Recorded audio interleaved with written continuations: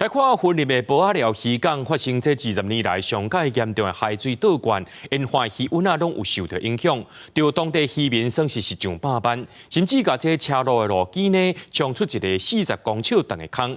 县政府表示会赶紧来抽修，也那渔温的部分会向中央申请灾害救助，也那讲到这爆发的部分，会搁再做规划，看敢要家做较悬哩。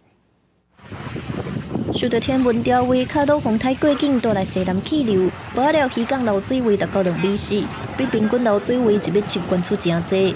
地处海水上水呛倒去到附近渔温，有用适合2公顷的渔温全都淹掉，蛤蟆仔、鱼仔拢流失，损失就8万。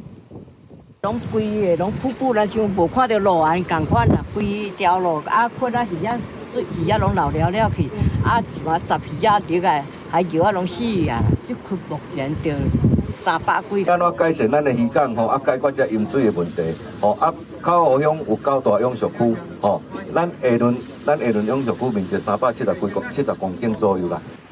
口湖乡公所表示，当地保仔寮甲台仔外长期一刷，顶个月才向县府申报，希望清土所方便渔民出入。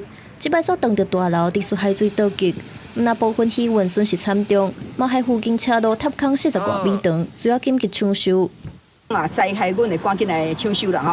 啊，地方公所甲县政府，大家拢会积极配合吼。保仔寮渔港、台湾渔港，是毋是外移出去吼？啊，这样来给抽沙造路，变成增加这个土地的面积啦吼。那当然，大家思考安尼吼，阮嘛会啊，针对这个部分，阮嘛会来做一个吼通盘的规划甲检讨啦吼。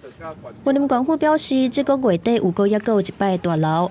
目前县府会先修补路面的塌坑，统计渔民的损失，甲附近受损的爆发、排水等等设施。统计了后，向中央提出再后福建补助。